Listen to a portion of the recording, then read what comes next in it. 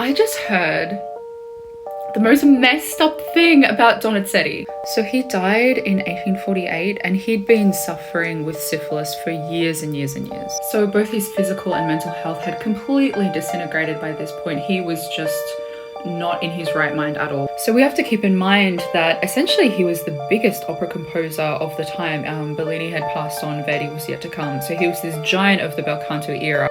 So he was very, very well known. So of course they had to do an autopsy. So there was 8 doctors who did this autopsy and they all agreed, yeah, okay, he's died of syphilis. Okay, now skip forward 30-ish years and his body needed to be exhumed.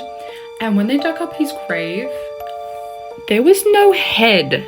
So rightly so, people start freaking out and they're like, what the hell? Where is this guy's head? Like, did they get the bodies mixed up? Were there some like occultists that came? Like, what is going on? So what they did was they tracked down those 8 doctors who had done the autopsy, and a lot of them had died by this point, but they kind of narrowed it down to one doctor, and specifically, weirdly enough, I don't know how they managed to do this, but that doctor's nephew. So they track down this guy's nephew and he's a shopkeeper. So they go into their shop and what is on the counter of this man's shop? He's a delicatessen.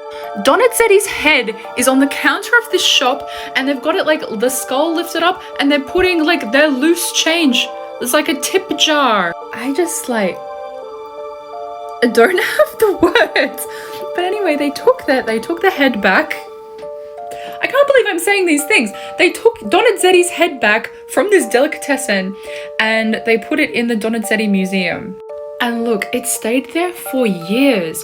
It wasn't until 1951 that someone had the sense to be like, oh hey, maybe we should put his body and his head back together. So finally, after like, well, more than 100 years after his death, his body was finally put together in its entirety at his tomb in Santa Maria Maggiore. Wow!